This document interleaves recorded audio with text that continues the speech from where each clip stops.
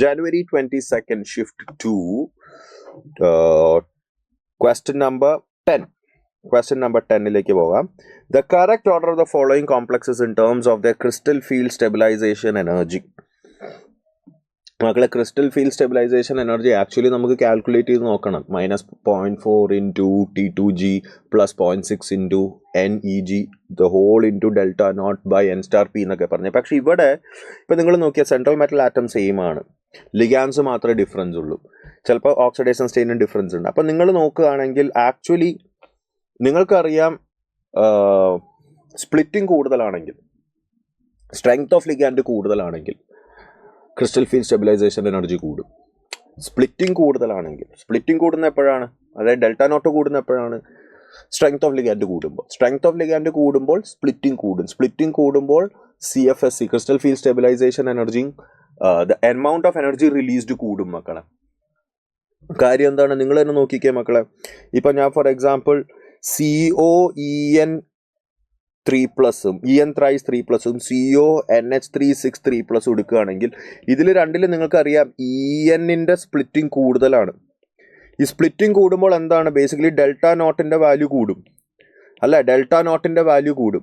Delta നോട്ടിൻ്റെ value കൂടുമ്പോൾ നിങ്ങൾ തന്നെ നോക്കിക്കുക, ഫോമിൽ നിങ്ങൾ നോക്കിക്കുക, CFSE is nothing but -0.4 into NT2G plus 0.6 into NEG into delta not എന്ന് പറഞ്ഞൊരു ഭാഗമുണ്ട്, ഇൻറ്റു ഡെൽറ്റ നോട്ട്. അപ്പോൾ ഈ ഡെൽറ്റ നോട്ടിൻ്റെ വാല്യൂ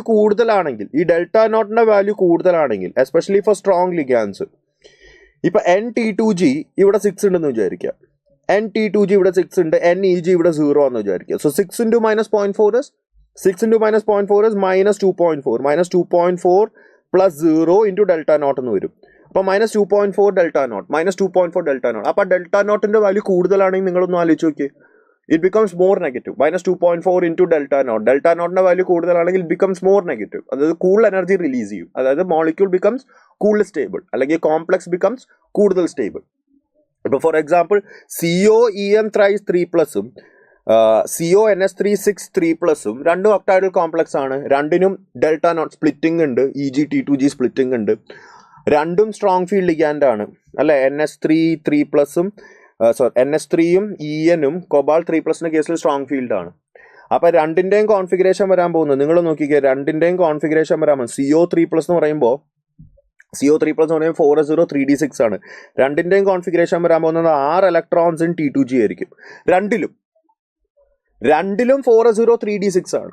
CONH363+ലും COEN thrice 3+ലും രണ്ടിലും 4s0 3d6 ആണ്. ആൻഡ് രണ്ടിലും 6 ഇലക്ട്രോൺസ് ഇൻ T2G. അപ്പോൾ ഏതിനാണ് കൂടുതൽ ക്രിസ്റ്റൽ ഫീൽഡ് സ്റ്റെബിലൈസേഷൻ എനർജി ഉണ്ടാവുക, അതായത് ഏതാണ് കൂടുതൽ എനർജി റിലീസ് ചെയ്യാൻ പോണേ? ഓബ്വിയസ്ലി ഡെൽറ്റ നോട്ട് വാല്യൂ ഏതിനാണോ ഗ്രേറ്റർ അവരായിരിക്കും കൂടുതൽ എനർജി റിലീസ് ചെയ്യാൻ പോകുന്നത്. And that will be COEN thrice 3+. അപ്പോൾ ആ ലോജിക്ക് വെച്ച് പോവുകയാണെങ്കിൽ ദിസ് വിൽ ഹാവ് ഹയസ്റ്റ്, പിന്നെ ഇത് അതിൻ്റെ റീസൺ എന്താണ്, ഇവിടെ cobalt is in +2 oxidation state. Oxidation state കുറയുമ്പോൾ നിങ്ങൾക്കറിയാം ഡെൽറ്റ നോട്ടും കുറയും അല്ലേ. ആൻഡ് ഇത് ഏറ്റവും ലീസ്റ്റ്, അവിടെ നമ്പർ ഓഫ് ലിഗാൻസ് ടെട്രായിഡൽ സ്പ്ലിറ്റിംഗ് ആണ്, നമ്പർ ഓഫ് ലിഗാൻസ് തന്നെ കുറവാണ്. സോ ബേസിക്കലി ഇവിടെ ആൻസർ വരാൻ പോകുന്നത് ഓപ്ഷൻ നമ്പർ 2 ആണ് കേട്ടോ. 60th one ഓപ്ഷൻ നമ്പർ 2 ആണ് വരിക. Order of CFSE COEN thrice 3+, greater than CONH363+, greater than CONH362+, greater than CONH342+. Okay ആണ്. കോർഡിനേഷൻ കോമ്പൗണ്ട്സിലെ crystal field stabilisation energy, crystal field തിയറിയിൽ ക്രിസ്റ്റൽ ഫീൽഡ് സ്റ്റെബിലൈസേഷൻ എനർജി എന്ന sub ടോപ്പിക്കിലാണ് ഇത് വരുന്നത്.